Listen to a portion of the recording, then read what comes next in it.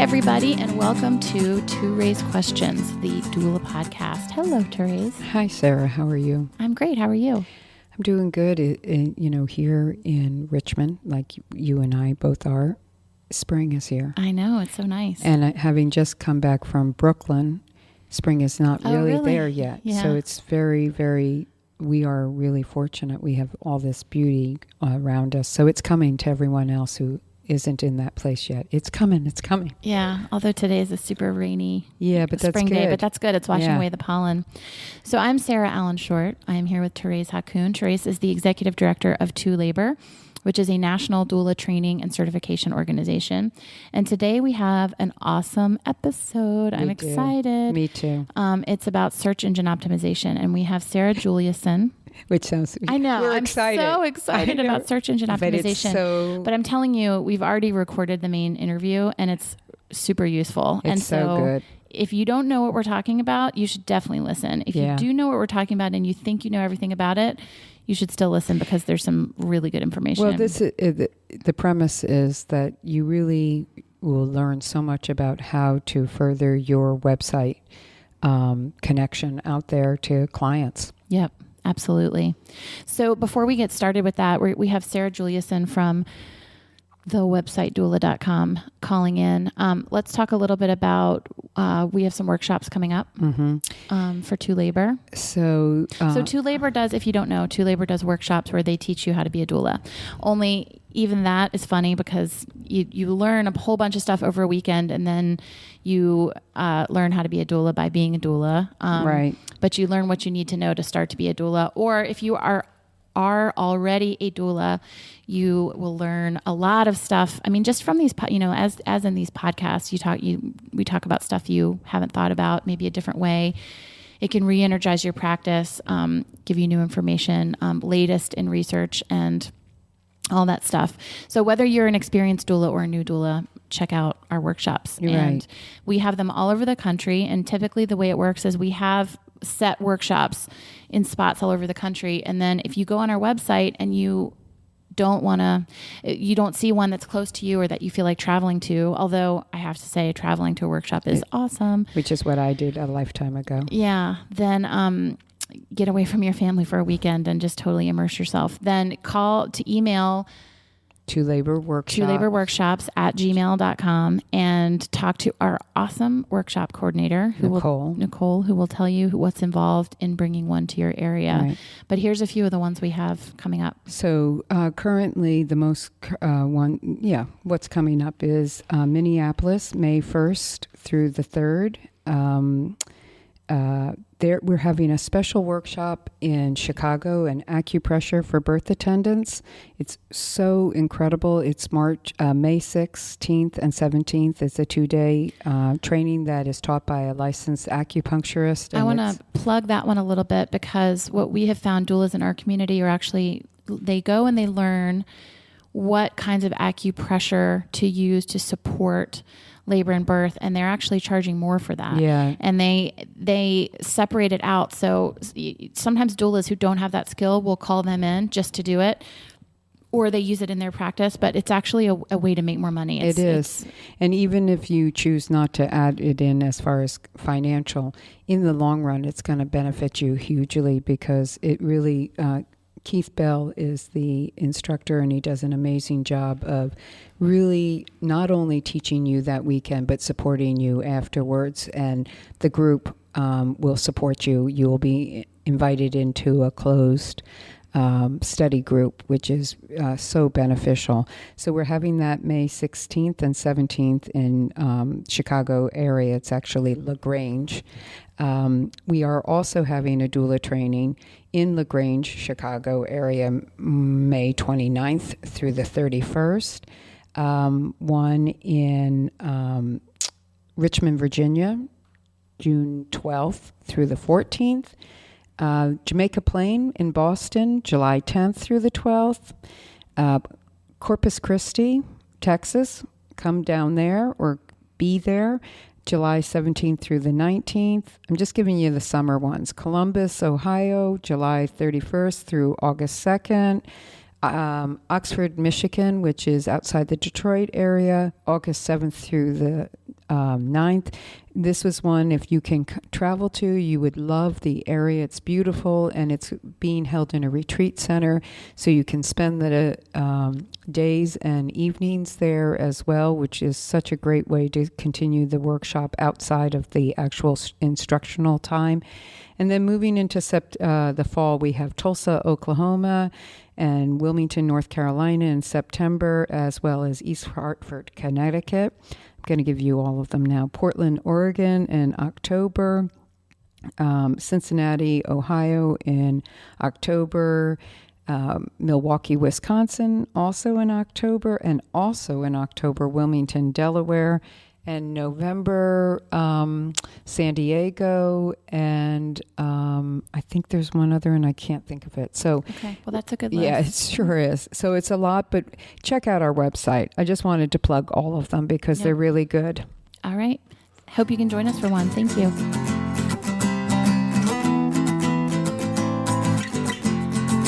Today we have a very special guest that you guys have requested to come back. We have Sarah Juliuson here with me and ToRAISE. Hi, Sarah. Welcome. Hello. Good morning. Hi, Sarah. Sarah Juliuson is the website doula. So she is here to help us. One of the topics that we get the most questions about is business topics. I think people love when we talk about the touchy-feely side of doula work and the practical side of doula work, but the how do you actually make money doing this? How do you increase and grow your business is really important. And most people really don't have a clue. Yes. So Sarah's here to talk to us today about a very, very specific topic, because I think that what's helpful is to break it down into specific topics. So thank you for joining us, Sarah.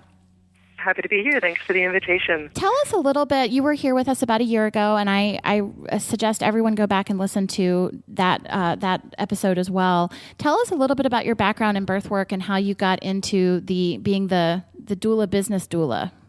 Sure. Well, I've been a doula and childbirth educator for 15 plus years, and really kind of stumbled into that quite by accident and fell madly in love. The classic invited to attend one birth and suddenly you have a career. Right. And over the years really saw it as my calling and grew my business quite successfully and was fully immersed in that birth world. But along the way, often by making mistakes or sometimes by meeting wonderful mentors, I learned a lot about business. And at the same time, I was being forced to figure out the website thing because, honestly, I was too cheap to pay someone to do all the crazy updates I needed for my childbirth education business. I was constantly having to change the dates and change my registration form, and it started to add up. So I was kind of put in a position where I had to figure that out. And while quite reluctant, I discovered that I also, interestingly, loved website code. Oh, wow. How interesting.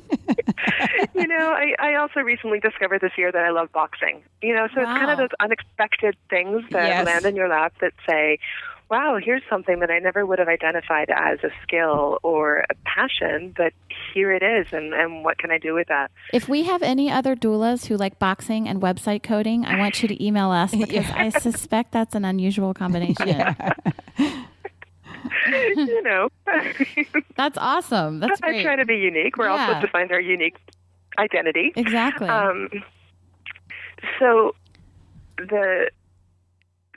Over the past 3 to 4 years, I've started gradually transitioning to doing full-time business support and website development for doulas, midwives, prenatal yoga teachers, lactation consultants, etc.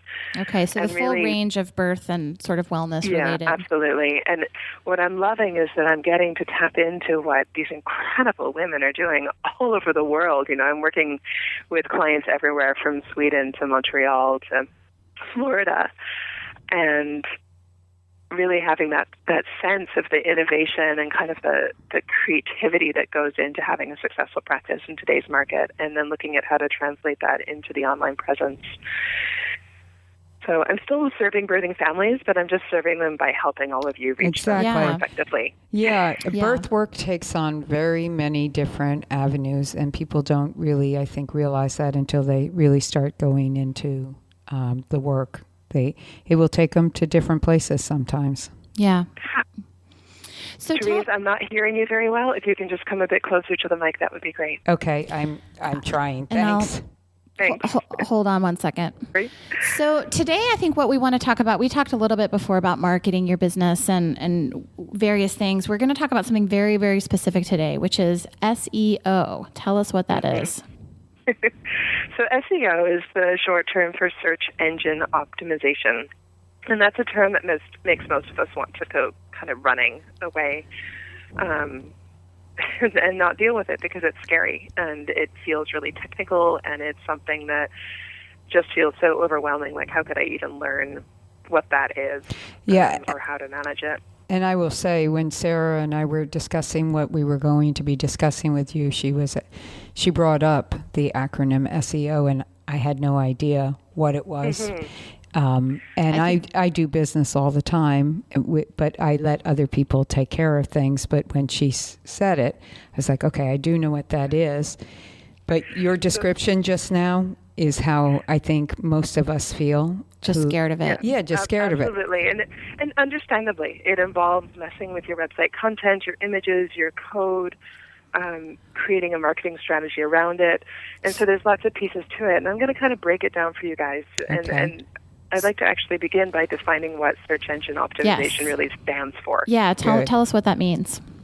So search is essentially what happens when someone types in a particular word or phrase into the search engine, like Google or Bing, looking for something, right? So they might be looking for your specific business, and they might actually type in your business name, or maybe they are going to type in something related to your services, so birth doula or breastfeeding help. Doula, New York City, something like that. Right, and so then if they type in the first term and it doesn't lead, maybe they type in breastfeeding or breastfeeding help, and what comes up is, a list of kind of random articles about breastfeeding help that aren't actually a local service, then they're going to maybe add on the city name or something that's going to help them get more specific. And so people are forever kind of fine-tuning what they use in search. So part of our job in search engine optimization is to understand our ideal client and how she may be using the internet to find us. So kind of getting inside her head, thinking about the things that she's interested in and all the different terms that she might use to find someone related to what we do. Mm-hmm. And that includes understanding the things she's interested in that we don't do. So maybe she's interested in, which hospital in Denver is the best one to give birth at. And so maybe we're creating a section on our page that's talking about the different hospitals in Denver. And it's not exactly our service, but it's related to our service, and it gives us one more opportunity for her to find us in search. So search engine optimization is the things that you do to the content on your website to make you pop up to make you higher in the ratings, in the listing when someone searches something. Yes. So but there's three components, right? Okay. There's search, and so that's kind of understanding what terms people are using to find you. And then there's engine, and that means understanding the actual search engines that are out there. Google, Bing are kind of the largest two. So how are they interpreting the information on your website to know whether or not you're the best person to list? Okay. How do they decide which is the best pizza in town? Which one are they going to list first and why? Right. And then optimization is how do we kind of take what we know about our client and how they're using the internet to search for us, and the engines and how they're trying to understand our sites, and then tweak our site. And that means doing things with your images, with your content, and with the website structure and code. All three come together to ensure that when those search engines cruise our site, checking it out, they can recognize the amazing content and services that we offer. Makes sense. So we're trying to translate what we do into the language of Google. Okay, how do you do that? Well, unfortunately, Google can't sit down with you for a tea date and learn more about your services. Right. So you have to kind of play their game. And there's a bunch of different factors that they're looking for. Now, you know, I'm going to say 10 years ago, even 5 years ago, it was pretty standard to publish your site, and there's this little section that you'll see in many of the website builder sections, whether it's, you know, WordPress or Weebly or Wix, where it just says keywords, and you think, oh, well, I'm just going to enter my keywords. And so you'd see people enter like a list of 20 words. Pregnancy, pregnancy, New York, belly. Exactly. Baby. Right. I've done all of that. Yep. Right? And so if you think about the terms that were entered in, they don't really relate to what you do, because nobody's ever going to type in the word belly or baby to try and find a birth doula. Right. And that used to work. That was kind of just the structure of SEO. But as the internet grew and more sites were trying to compete for the same terms, the search engines kind of got smart and realized that people were entering long lists of words that had nothing to do with what they did. Right. and therefore, their goal of helping searchers find the best website for their needs wasn't being met. So Google, I like to think of them as having really positive intent. Like, their goal is to make sure that that woman out there searching for your services is finding the best possible match for her needs. Yeah. Oh, yeah, that makes sense. So your job is to help Google recognize you as that. Okay. And how do you do? How do you do that? Yeah, I mean, this is really, I have to tell you, I'm sure I'm not alone in listening to this. I'm fascinated in something all of a sudden that I'm not normally fascinated with. So I want to know. Well, and that's how I felt when I first started learning about this. It was like I was learning this secret code that actually wasn't that hard. Yeah. Well, that's probably very nice for everyone listening to hear that it's not that hard. It's complex, but the individual steps are not that hard. So I'm going to kind of take you through the pieces that kind of how search engine optimization is changing. And, you know, I mean, I teach a whole e-course on this, so this is far more complex than we're going to be able to do in this course. But where do people find out about the e-course? It's called Finding Clients Online. Okay. And it's on my website, the website doula.com. And I take you through kind of the first steps of understanding your ideal client, how to understand how they are using the internet to search for you, how to transform your website so that if they do land on your page, they recognize it as the best match for what they need. Mm-hmm. And then how to actually change the structure behind your site to match what Google is looking for. So that's an interesting point that you just brought up there. You can do all the great SEO in the world, and if people get to your site and they don't like it, it's not helpful. So it's right. So where do they get this class? SEO has to be that blend. On your website? Is that where the class is? I'm sorry? Where do people register for this class if they want to take it? Yeah. So on my website, there is a link in the navigation that says SEO Magic. Which is the website doula.com or website doula? Yeah. So the website doula.com, just click on SEO Magic, and it will take you through to a detailed page about the Finding Clients Online course. And it's self-paced, it's DIY, it's designed for beginners. Okay. And I will be offering a 15% discount for all of you. Oh, great. That's really nice. Thank you. So just sign up and say you're a ToLabor listener, a podcast listener? So your code will be just ToLabor. Great. Awesome. All one word, TOLOBOR. And I'll send you guys more information about that to include. So, you know, search engine optimization has to be both. We have to figure out how to make Google list us, but then once they land on their site, they have to want to stay. Right.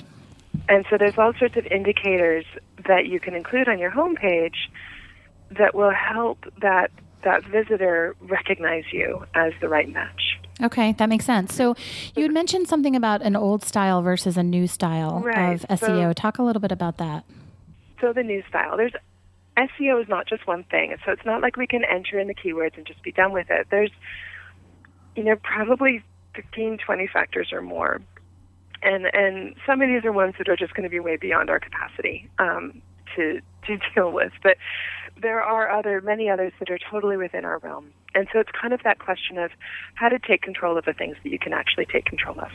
Mm-hmm. So one element is just the age of your site. Has your site been around for, 5-10 years, or is it just been published? And that is going to play into your results. So that's one we don't have much control over. Okay. Time on site. When people actually land on your site, do they stick around? And so this is where having a great homepage that encourages them to take the next step and go to the inner pages is really to your benefit, because it means that people are going to land on your site and being drawn in to learn more. Good.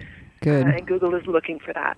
And you can measure that if you have Google Analytics. You can watch that yourself, right? Yeah, you can. You can see how much time people tend to spend on each page, which pages people tend to enter through. Do they enter through your birth doula, your prenatal classes page, or do they enter through the home page? You can look at what's called your bounce rate, which tells you what percentage of people land on your site and leave within a minute. And that could be a really depressing number when you first look at it. God. But it's normal to have a bounce rate between 40 and 60% for a service. Really? That's totally normal. So if you're above that, you need to pay attention. Or even if you're in the upper range, you need to be looking at that home page and looking at how to tweak it. So ideally, you're kind of in the 40 to 50s. Lower, you're gold, but pretty average. That's good to know. Yeah. Freshness of content. Google actually wants to see a site that it's a living being. They don't want to see sites that are created, launched, and then just sit there. So this is where blogging comes into use. Wow. Even just changing up the content on your actual static pages, the pages that are just your informational pages about your services, can help. So would you putting in fresh recommend testimonials. Would you recommend gaming that, like changing it just for the sake of changing it? I mean, I have a separate business, and I just launched it and left it. I leave it totally alone. But I mean, would you recommend changing up content just for the sake of changing it up, or does it need to be new, like blogging or testimonials? Does it need to be actual new content? The ideal is blogging, because then you're actually adding full pages to your site. Mm-hmm. Okay. But at the very least, going in and just kind of being fresh, right? Showing Google, hey, when you crawled this site this month, there was something new on there that shows that I'm an active professional. Mm-hmm. Having actual new posts on relevant new topics that match your services is even better. Okay. Okay. Really good. Meaty or thorough content. So they're looking for kind of content that is quality, right? So you're not just mentioning the word, let's say you were trying to go for birth doula. You're not just mentioning that word once. It's showing up 3-4 times. You've got other pages that are linking to that page. So there's evidence to them that you're not just kind of creating a page about birth doula care that isn't related to the rest of your services. There's kind of a consistency between all the elements of what you do. Now, does that have to do with linking back between pages, or is it just... Exactly. Okay. Yeah, so you want links between pages, and you want the content that you provide to be really good. And if it's really good, that'll help Google recognize that that page is a thorough response about cracked nipples, let's say. About what? About, let's say, cracked nipples. So cracked nipples. Yeah. One, you've got lots of information about cracked nipples. You're linking to other great resources about cracked nipples. You are clearly an authority on this topic in your community. And then at the same time, when somebody lands on that blog post, they go, wow, she knows a lot about cracked nipples. This is a great resource. I want to share this. And I want to send it to my best friend. I want to share it on Facebook. I want to link to it for my clients to check out. So I just Googled cracked nipples, and Baby Center, Kelly Mom are the top. Yeah. Because they have lots of pages and discussion items and all sorts of stuff. They have domain authorities, and they've been around a long time, right? So Google easily recognizes them as a top resource. Now, if you were to type in cracked nipples plus your town name, you're going to see more local resources, probably combined with that national level. And you just picked up on something good. So when we type in the word pizza, mm-hmm. Google knows without a doubt that we're looking for local pizza. We want it now. Right? But when we type in something more general like natural birth, it doesn't really recognize that as a local service. It thinks you want to just learn more about natural birth. So it's going to show more of those national level services.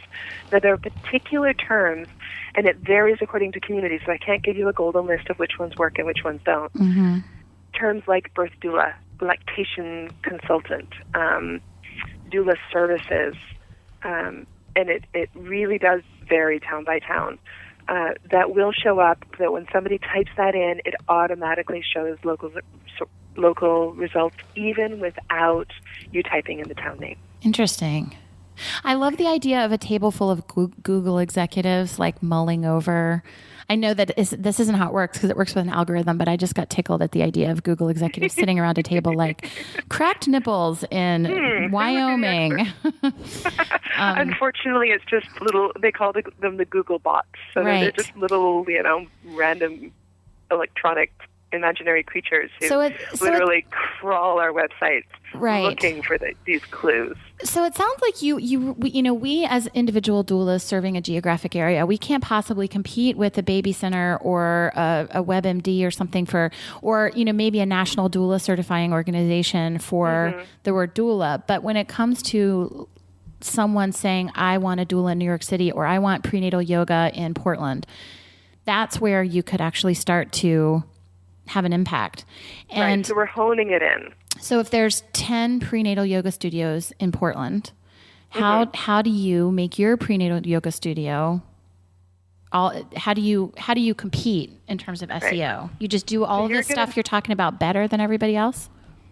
Well, that's part of it. You're going to be more thorough. You're going to have a great social media presence and have posts that people like and want to share. You're going to be an active blogger. You're going to have really effectively integrated your location onto your homepage and into every other page on your site so that your location just shines through. It's a great idea to create a local resources page where you're actually listing addresses and town names, not just linking to the local midwifery clinic, but actually including their address and town name. Interesting. Phone numbers can help as well. All these are things that Google is looking for as clues. Oh, yeah, she really is in Denver. I mean, what's so interesting about what you're saying to me is I think a lot of birth business professionals, they're trying to get information that's useful for clients, and they're not thinking at all about this stuff. So they're thinking, I'm going to list the 3 midwifery practices with the phone numbers, and that's all I'm going to do because that's what people need. They don't need to know the address. It would never occur to them to put the address for the midwifery practice just so that their location is really integrated into every page, Exactly. So it's really about looking at what is going to make Google like your page in addition to, and Bing, in addition to what is going to make prospective clients like your page. Because I think, so here's the other thing I have to ask you, Sarah. As a solo practitioner, you imagine your average doula may be taking 3 to 5 births a month on the high end from what most doulas I've talked to. You talk to a childbirth educator, who is probably not supporting her family through that. It is a business, and she may be doing very well, but I think for a lot of people, it's a part-time kind of thing. How do you? I guess I have 2 questions. So you said at the top of this call, it's easier than you think. But then when you talk about make sure you have an active social media presence, make sure you're blogging, make sure you're doing all that, it sounds pretty hard to me, actually. Yeah. Do you have a way to help people prioritize which are the lowest effort, highest impact activities, or do you have a way to help people maximize a small amount of time? I think those are great questions. So, most of these feed into each other, right? So if you've got great content in your website, people are going to spend more time on your site and your bounce rate is going to be lower. If you've got great content, people are more willing to share it on social media, and that feeds into it. And so if I were to kind of break it down to the most important things, it would be ensuring that you've got fantastic and diverse content on your site, and that includes active blogging. It would be ensuring that each and every page and blog post are optimized. And so that means tweaking the settings behind the page with your page title, what's called your page title, your meta, and your meta description. And we talk more about that in the course. I can't go into it in detail here. But making sure that each individual page is correctly optimized, and also using those same terms within your images on that page. And that's Google actually and a lot of signals. I have done that. That's actually much easier than it sounds. Once you understand how to do meta tagging and things like that, it's much easier. Yeah. And really blog posts, just to go back to your first point, blog posts can be pretty short, right? I mean, short and sweet. Yeah, 200-300 words. It can be as simple as, a musings on a particular quote about birth that you found, or hey, here's my thing that I just discovered that's great to include in your birth bag that I haven't thought of before. Here's why you need lip balm. They can be super simple. It doesn't have to be my top 20 reasons, right? Divide that into 20 posts. Well, I mean, again, I think what's so interesting about what you're saying is I think a lot of people might say, oh, I had a blog and I was getting like 5 people reading it. And it is partially about who's reading it and whether it's useful to them, but it's partially just about keeping your content fresh and sort of playing the search engine game. And matching that content to what people are actually interested in. So get out of your own head and what you think you're interested in. Right. And think about what that ideal client is hungry for. Right. Okay. Do you get a lot of clients who are really struggling with decisions about slings? Well, then it's time for you to do a sling review. Mm-hmm. Yeah. And you could split that up into 30 posts and then, yep. Because there's 800 slings out there in the world. Right. Yeah. So review of this sling and that sling. The other factor that I want to bring forward is absolutely key, and it's one that, again, people kind of want to put their hands over the ears and go la la la, is mobile responsiveness. Say that again? Mobile responsiveness. Oh, and yes. this means that your site automatically shows up as a fully customized version, whatever size device someone is in. So whether they're on their iPhone or their iPad or their Samsung or their desktop with a massive screen, the site is automatically adjusting.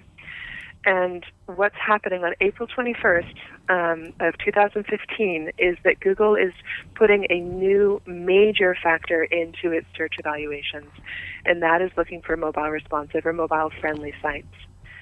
If your site is not mobile friendly, as of April 21st of this year, it is going to de-rank it. Oh, man. So sites that have been ranking well are going to go down in the listings, and sites that are mobile friendly will not only go up in the listings, but they will also have a new tag next to the listing that says, I am mobile friendly. Wow. Now, most of the website builders do that for you automatically, right? Yes and no. So it will give you most of the website builders have kind of a mirror version of your site. Mm-hmm. So it's mobile optimized. So it kind of, if somebody's on the mobile device, they can click the button and they will see the mobile version. Mm-hmm. The catch is that you can't really tweak what that looks like, and it often doesn't interpret your content very well, and you end up with a site that kind of looks not very good. It isn't as effective at converting the people that land on it and making them want to stick around. Right. And so mobile responsive design is when you're working with a template that is inherently mobile responsive. There's lots of great sites within WordPress. Any good designer these days will be designing you something that is fully responsive, not just installing a plugin that will make you have kind of a mirror version. And the catch with these duplicate versions that the website builders are creating is that Google also doesn't like duplicate content. So it doesn't like it when there's multiple versions of your site floating around. Oh. And so that is another, it's not the sole factor in determining your SEO, but it's another piece of the puzzle. And so it's to your benefit to have a site that is inherently mobile responsive. My goodness. Now, if your site isn't, don't panic and think that you have to suddenly, invest in I'm kind of panicking right now. Yeah. She's showing me on her phone while you're talking what her site looks like. And if you have no idea if your site is mobile friendly, there is a test that you can do. And if you just Google, is my website mobile friendly, the website will come up and you can type in your URL and it will tell you. But remember that mobile friendly is not the same as mobile responsive. Okay. So mobile friendly, you will be able to function just fine within Google's new rules. That's great. Congratulations. If you don't pass the test, it will actually tell you some of the things that you can do in order to pass the test. Oh. So it has to be, let's clarify it. You want it to be mobile friendly? Or mobile responsive. Or mobile. For Google, you want it to be mobile friendly. Okay. So that could mean that you just have like a mirror version of your site. And just a quick note, if you have a WordPress site and you're not passing the test, there's a great free plugin called WP Touch that you can install, and it will create that mirror version of your site for you. Okay, awesome.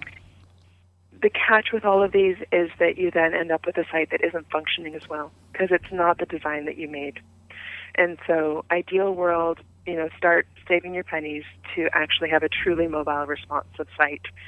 Can you give us a year or two to come? Can you give us a ballpark estimate on what that would be, what that would cost? Depending on the size of your site and its complexity, I'd say anywhere from $1,500 to $4,000. Okay. But so I'm going to ask for clarification. Can you hear me, Sarah? Mm-hmm. Okay. The difference between mobile friendly and mobile responsive, and which one is the one that you really want, so Google, for the search engine optimize? For Google, right now, you just need your site to certify as mobile friendly. Okay. And that simple online test will tell you if you pass. Right. For long-term function of your site, so that when people land on your site, it's functioning beautifully in the mobile realm, you want mobile responsive. Okay. So that's when you can actually craft a site that looks the way you want it to in the mobile world. Got it. Okay, good. Thank you. Awesome. So this is amazing. I'm hoping everyone else is geeking out on this as much as we are, and not feeling so overwhelmed. I mean, so you have a couple of options with this. Well, okay, before I get into options with how you're going to handle all this stuff, do you have any other tips that you want to give us? I probably could give you 20 more tips, but I think we'd tip into overwhelm. Okay. So I'm going to let you stay there. I think that the final message I want to give you is that, this is not rocket science. There are clear steps that you can take that will dramatically change your standings in search results. It is within your control. It's not this magical out there weird thing. It's something very hands-on and practical. And what it will do is wake your mind up to the whole realm of what that ideal client is looking for and how to craft your content, your services, your marketing strategy all together to help feed into that. For me, it's juicy, exciting stuff. Yeah. And my experience is that when clients learn the basics of SEO, all the other pieces of their business start to come together as well because they've gotten clear. They know who they're trying to reach. What would you say how much time should someone be spending on their website over a week for a birth business, for a doula, midwife, lactation consultant, childbirth educator? Is there any guideline, or is it just too dependent on too many variables? I mean, I think a lot of it is about the size of your practice and how many people you're trying to reach. But if you can put out one blog post a week, that would be fantastic. Okay. And really just devote half an hour to writing it, or have someone write a guest post. Mm-hmm. Right. Mm-hmm. And then, another hour or so on the social media realms, sharing things, commenting on things, getting others to link to your content creatively. All of those feed in. Mm-hmm. Okay. And you could obviously spend 10 hours a week doing this, but, at least set aside a core hour every week where you know that you're focusing on these things. Okay. Because otherwise, literally, they do just sit. I see websites that haven't been touched for years. And so that website still serves as a decent repository if you're sending a client there to find out about you, but no one's going to find you if you're doing that. No one that hasn't heard of you is going to find you through a search engine if you're not changing things up. And so, I mean, I guess the point I want to make is if you're not looking for new business and you want a website just to explain what you do, it still can be sort of like an online brochure, but it's not going to be a marketing or advertising vehicle for you. Right. And so people could pick up your card, see your website, and go directly to it, and that's great. Right. As long as your website complements that card, right? They go there and it gives them more and it makes them hungry to learn more, as opposed to kind of going, ooh, well, that doesn't match what I heard about her. Right. But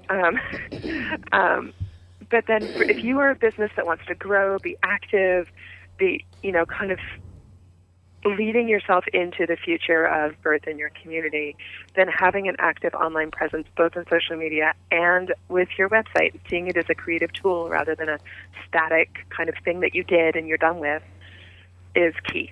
Okay. Well, what I hear from this whole conversation, which was just, I cannot tell you, Sarah, how much I appreciate your not only that your information, but how well you explain it, and make it really, you are making it friendly. It still is a little over the top for me.